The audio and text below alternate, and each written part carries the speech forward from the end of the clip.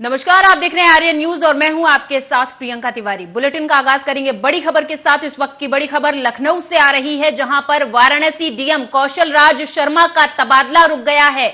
बड़ी खबर लखनऊ से, आप सभी दर्शकों को बता दें, लखनऊ से इस वक्त की बड़ी खबर, जहां पर वाराणसी डीएम कौशल राज शर्मा का तबादला रुक गया है और वहीं पर कौशल राज शर्मा बनारस के डीएम अभी बने रहेंगे, उनका तबादला रुक गया है। एस राजलिंगम कुशीनगर के डीएम बने रहेंगे। लखनऊ से बड़ी खबर आपको बता रहे हैं, जहां पर उन्नाव डीएम रविंद्र कुमार विशेष सचिव बनाए गए हैं। रविंद्र कुमार विशेष सचिव खाद्य रसद बने हैं और लखनऊ से बड़ी खबर बता रहे हैं आपको, जहां पर अभी तबादला रोक दिया गया है।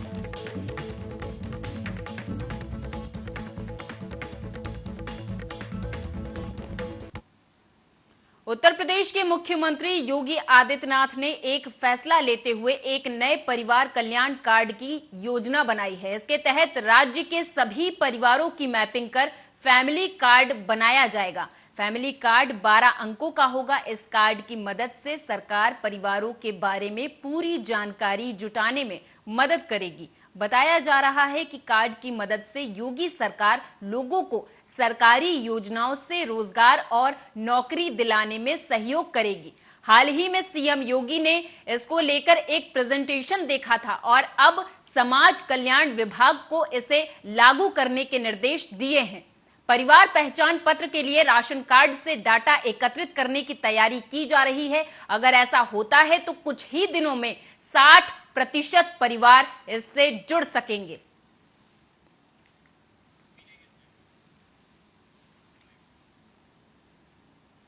अगली खबर पंजाब से है, जहां बाहरी राज्यों से धान की तस्करी रोकने को पंजाब सरकार नई मिलिंग पॉलिसी लाई है। कैबिनेट मीटिंग के दौरान इस बारे में जानकारी दी गई। आपको बता दें कि मुख्यमंत्री भगवंत मान ने कहा कि 1 अक्टूबर से पंजाब में वही धान खरीदी जाएगी जिसकी पैदावार यहां पर होगी, अन्यथा नहीं खरीदी जाएगी। उन्होंने इस बात पर जोर दिया कि अब एमएसपी के लिए दूसरे राज्यों से तस्करी कर लाई गई धान नहीं बिकेगी। उनका कहना है कि नई पॉलिसी से पंजाब के किसानों को फसल बेचने में आसानी होगी।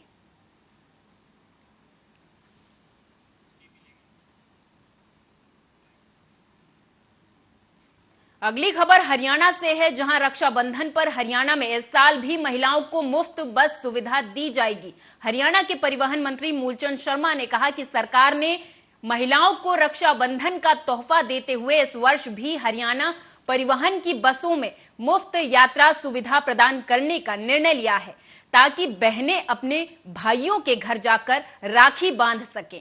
परिवहन मंत्री ने बताया कि मुख्यमंत्री मनोहर लाल ने इस आशय के एक प्रस्ताव को स्वीकृति प्रदान कर दी है। उन्होंने बताया कि यात्रा की सुविधा 10 अगस्त 2022 की दोपहर 12 बजे से शुरू होगी और 11 अगस्त 2022 रक्षाबंधन के दिन मध्य रात 12 बजे तक रहेगी। यह सुविधा साधारण और स्टैंडर्ड बसों में दी जाएगी।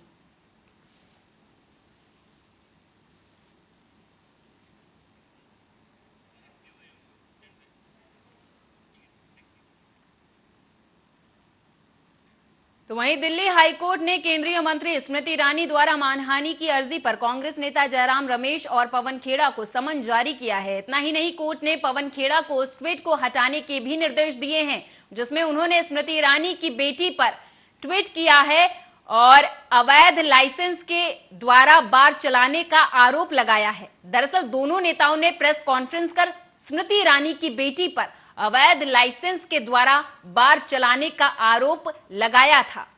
स्मृति ईरानी की ओर से कोर्ट को बताया गया कि जिस बार का जिक्र कांग्रेस नेता बार बार कर रहे, उससे उनकी बेटी का कोई रिश्ता या लेना देना है ही नहीं। दुर्भावना से इस बार के साथ मेरी बेटी का नाम जोड़ा गया, ऐसा स्मृति ईरानी ने कोर्ट में कहा है। इस मामले में आधारहीन और मनगढ़ंत आरोप लगाए गए हैं। दिल्ली हाईकोर्ट ने पवन खेड़ा को बार लाइसेंस विवाद के आरोपों पर अपमानजनक ट्वीट को तुरंत हटाने के निर्देश दिए हैं। इस मामले में 18 अगस्त को अगली सुनवाई होगी।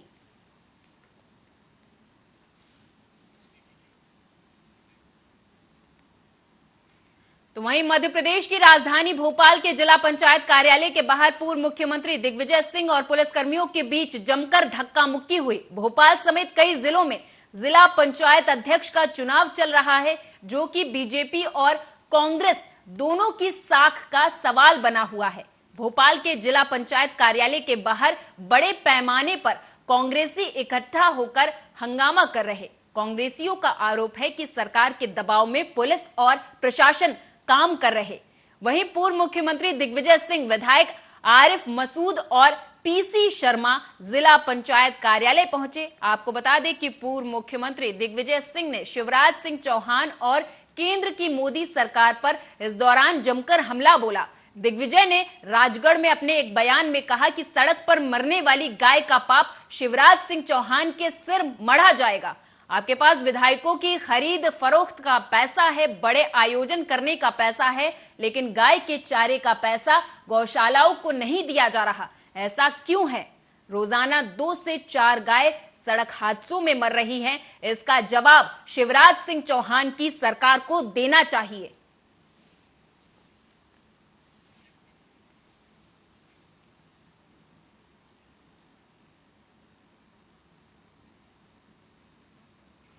तो वहीं कर्नाटक सरकार ने प्रवीण नेटारू हत्याकांड की जांच राष्ट्रीय जांच एजेंसी यानी एनआईए को दे दी है। मुख्यमंत्री बसवराज बोम्मई ने केंद्र सरकार से हत्याकांड की जांच एनआईए को सौंपने की सिफारिश की है।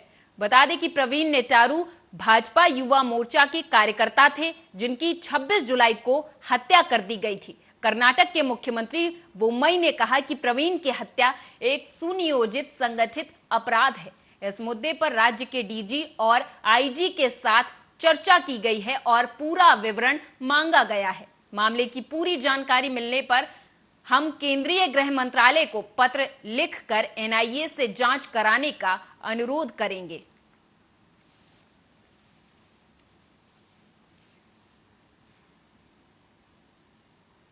तो वहीं आगरा से खबर है, जहां इलाकाई पुलिस की शह पर अवैध खनन का काला कारोबार खूब फल फूल रहा। तो वहीं रोड पर बेखौफ दौड़ते ट्रैक्टरों का भी वीडियो वायरल हो रहा है। एक तरफ जहां ताजनगरी आगरा में नवागत एसएसपी प्रभाकर चौधरी लापरवाह और भ्रष्टाचार में लिप्त पुलिसकर्मियों पर लगातार कार्रवाई करते नजर आते हैं, तो वहीं दूसरी तरफ इस तरह की प्रक्रिया का सामने आना एक अलग ही कहानी बयां करता है।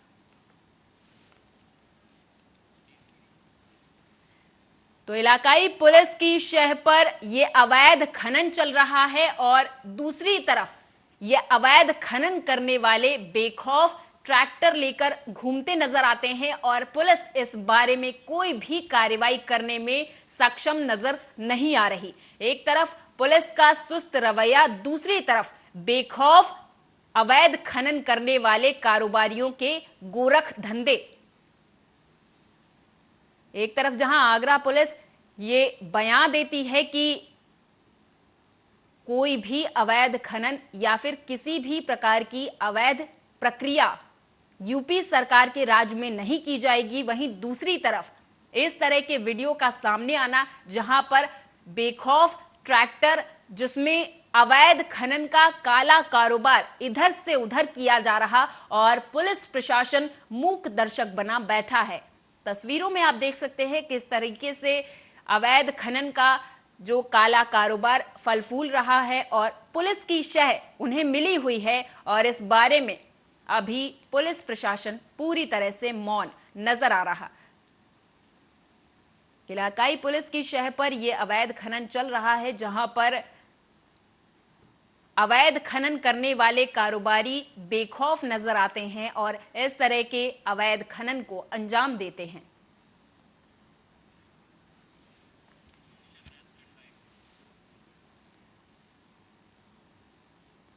तो वहीं उत्तर प्रदेश सरकार के 100 दिन पूरे होने पर बदायूं के 1 दिवसीय दौरे पर जल शक्ति मंत्री रामकेश निषाद के पास पहुंचे और जल शक्ति मंत्री रामकेश निषाद जब पहुंचे तो उन्होंने मीडिया से बात की। उन्होंने कहा कि सरकार ने इन 100 दिनों में जनता के हितों के लिए कई अहम फैसले लिए हैं और सरकार के ये 100 दिन बेमिसाल साबित हुए हैं। कई काम ऐसे हुए हैं कि कार्य योजना के लक्ष्य को 100% से ज्यादा पूरा किया गया है।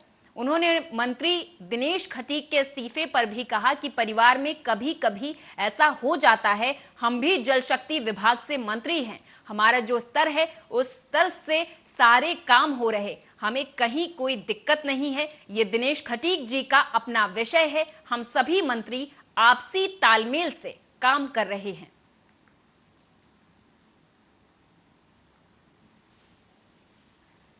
आप जिनके बारे में चर्चा कर रहे हैं, अपने हर घर जल नल से जल परियोजना है, जिसको बुंदेलखंड और विंध्य के क्षेत्र में एक लक्ष्य के रूप में दिया था, उसको जो एकल परियोजना है निश्चित रूप से उनको पूरा करके जनता को सुपुर्द किया गया है।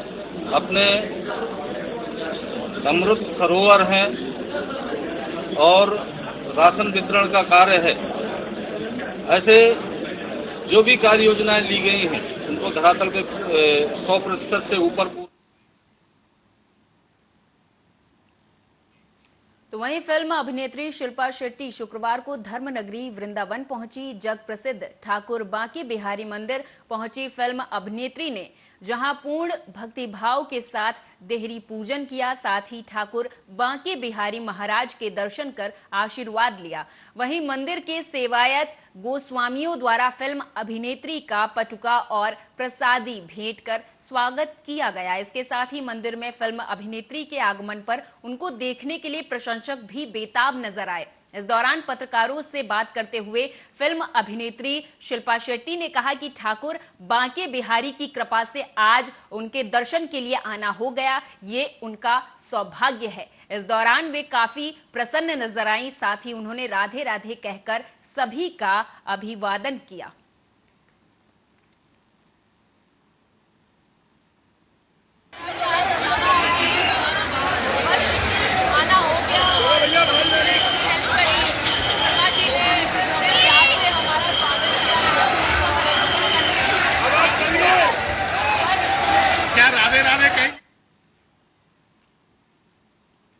तो वहीं सोनभद्र से अगली खबर है, जहां वन प्रभाग रेणुकूट के जरहा रेंज के मयूर नचना पहाड़ी के पास लरकोरी और गोरिया नार आदि स्थानों से घने जंगलों के बीच से साखू के कई पेड़ तस्करों ने काट लिए थे। इसकी जानकारी होते ही जरहा रेंज के वन विभाग के अधिकारियों ने हड़कंप मचाना शुरू कर दिया। इसके बाद प्रभावी वन अधिकारी रेणुकूट इसकी जांच के लिए एक विशेष टीम भी गठित कर चुके थे, लेकिन बहुत ही सक्रियता दिखाते हुए वन विभाग के जरहा रेंज के वन दरोगा नूर आलम ने सूझबूझ का परिचय देते हुए अपना मुखबिर लगाया था। जैसे ही मुखबिर द्वारा सूचना प्राप्त हुई कि जरहा ग्राम सभा में सर्च वारंट के साथ वन विभाग की टीम धमक पड़ी है और काफी मात्रा में राम लखन दयाराम सूरज उवेश के यहां से साखू की लकड़ी बरामद हुई है।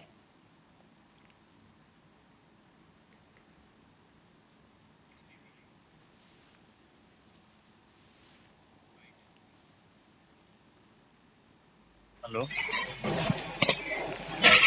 हेलो, हाँ बताइए। हाँ सर, कह रहे हैं ये जरहा बीट में आपके कुछ वन विभाग द्वारा लकड़ी बरामद की गई है, तो उसमें सर क्या मामला है? अब वो सूचना मिली थी कि कुछ पेड़ लोग काट लिए हैं। जी जी। कुछ जो स्थानीय जो है जो राजक तत्व हैं, तो सूचना मिले तो एक टीम गठित किए थे, प्रवर्तन दल को भेजे थे, तो पकड़ा गया है। सर लकड़ी की कितनी मात्रा लकड़ी पकड़ाई है?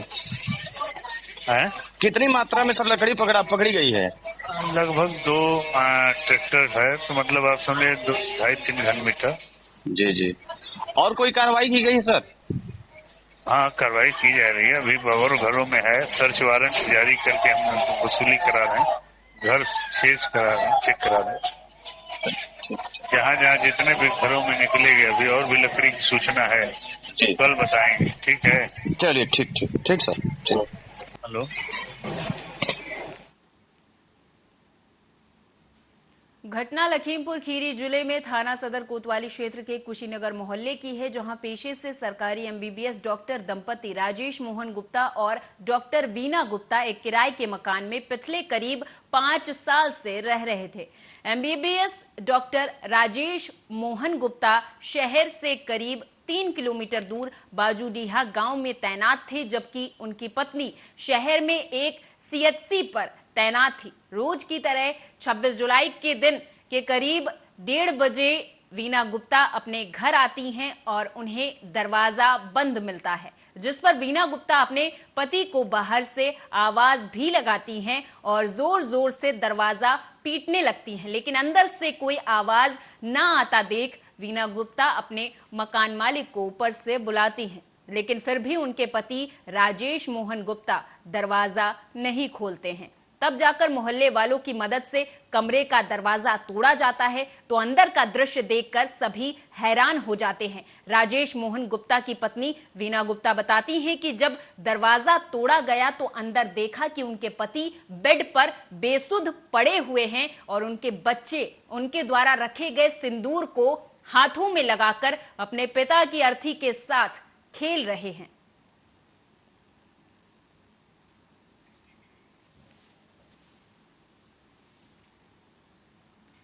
लखीमपुर खीरी से खबर है, जहां पति ने ससुराल में पत्नी को गोली मारकर मौत के घाट उतार दिया। दरअसल बताया जाता है कि विदाई को लेकर पति पत्नी के आपसी विवाद में पति ने पत्नी को गोली मारी है, तो वहीं इस वारदात से क्षेत्र में सनसनी फैल गई है। वहीं बता दें आपको कि भारी पुलिस बल मौजूद है और मामले की तफ्तीश लगातार जारी है। आरोपी को पकड़ने की पूरी कोशिश की जा रही है। एक जतुआ टप्पा सीएससी से सुरेश नाम के 55 साल के व्यक्ति जो रेफर किए गए थे, जो 108 एम्बुलेंस लाए गए यहाँ पे, बाकी चेक करने पर पता चला कि वो ब्रॉड डेड मैंने मृत अवस्था में लाए गए हैं और ये रहने वाले हैं सिदौली बछरावा के रहने वाले हैं और ये इनका एक्सीडेंट हुआ है गढ़ी दुलारा राय के पास।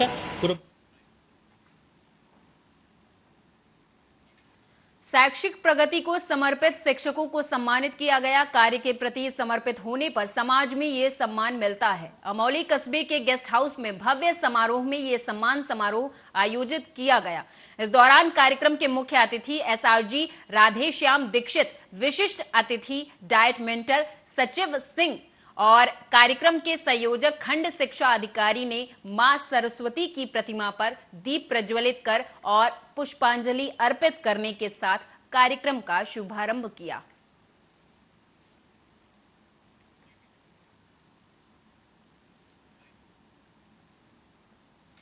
बरेली से खबर है, जहां कांवड़ियों का जत्था निकलते वक्त हुआ एक बड़ा विवाद। बता दें आपको कि विशेष समुदाय की तरफ से कांवड़ रोकने पर यह विवाद हुआ। कांवड़ में डीजे बजाने पर पत्थर भी फेंके गए। आपको बता दें कि कांवड़ लेने जा रहे कांवड़ियों पर पानी डाला गया। वहीं मौके पर भारी पुलिस बल तैनात है। एसपी सिटी के साथ भारी पुलिस फोर्स तैनात की गई है।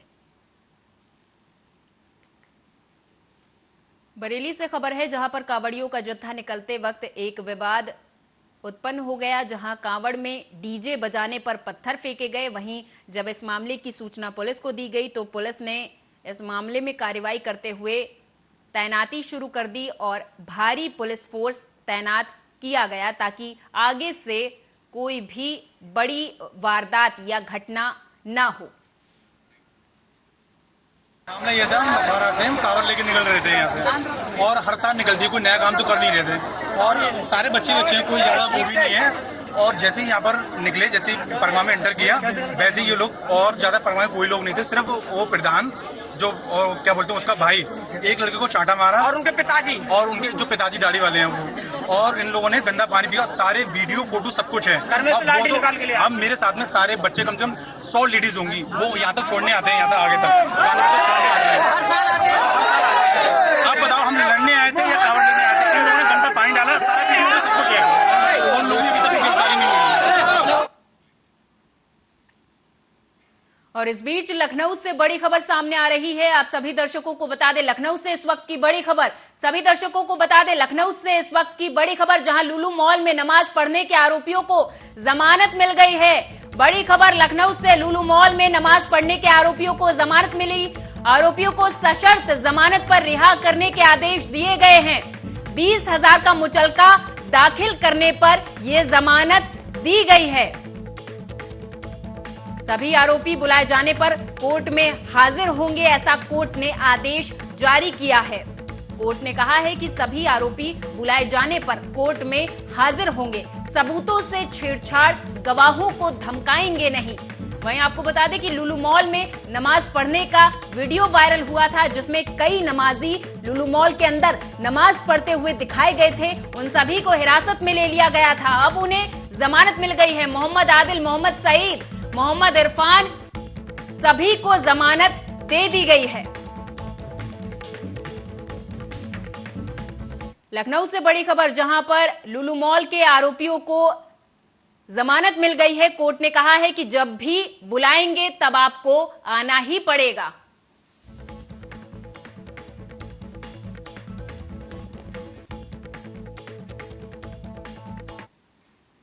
लखीमपुर खीरी के नीमगांव थाना क्षेत्र से बड़ी खबर है, जहां चोरों की दहशत से अपने गांव की रखवाली खुद ग्रामीण करते हैं। बता दें कि नीमगांव थाना क्षेत्र के पैला गांव के ग्रामीणों ने हो रही चोरियों की रोकथाम के लिए मुख्य रास्तों पर बैरियर लगाए हैं और लाठी डंडों से लैस होकर पहरा लगाते हैं और रात भर जागकर घरों की रखवाली कर रहे हैं। तो वहीं नीमगांव पुलिस भी रात में घूम घूम कर चोरों की तलाश में जुटी है।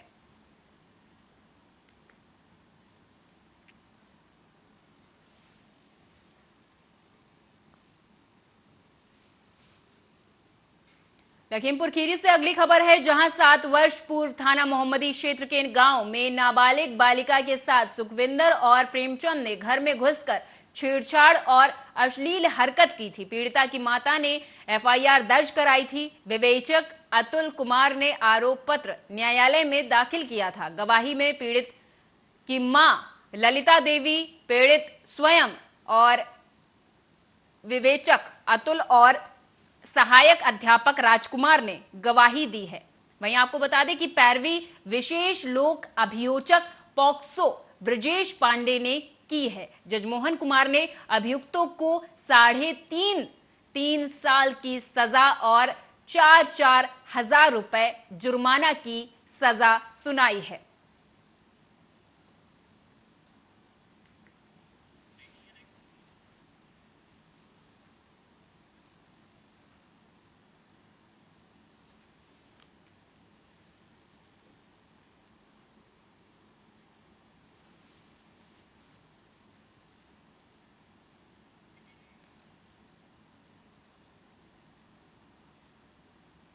खबर औरैया से है, जहां ट्यूबवेल पर सो रहे युवक के साथ बाइक सवार लुटेरों ने लूट की घटना को अंजाम दिया और युवक से एक मोबाइल और 5,000 रुपए लेकर फरार हो गए।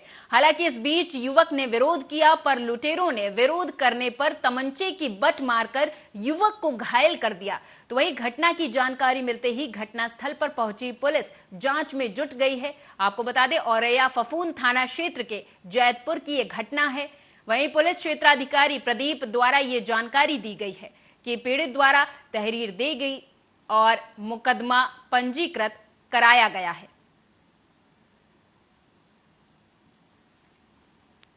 कमर पे आ गए और मतलब छीना, मोबाइल छीन लिया और रुपए छीन लिया हमारा। कितने रुपए थे? 5,000 रुपए। कितने लोग थे? 3 लोग थे। किस गाड़ी से आए? मोटरसाइकिल। थाना फफून क्षेत्र के अंतर्गत ग्राम जैतपुर से 112 के माध्यम से सूचना की लूट और मारपीट की सूचना प्राप्त हुई थी, जिसमें तत्काल पुलिस मौके पर पहुंचा था, जिसमें लूट जैसे कोई तथ्य प्रकाश में नहीं आए हैं। पीड़ित के भाई से तहरीर प्राप्त। और मेरे साथ इस बुलेटिन में फिलहाल इतना ही। आप देखते रहिए आर्या न्यूज। नमस्कार।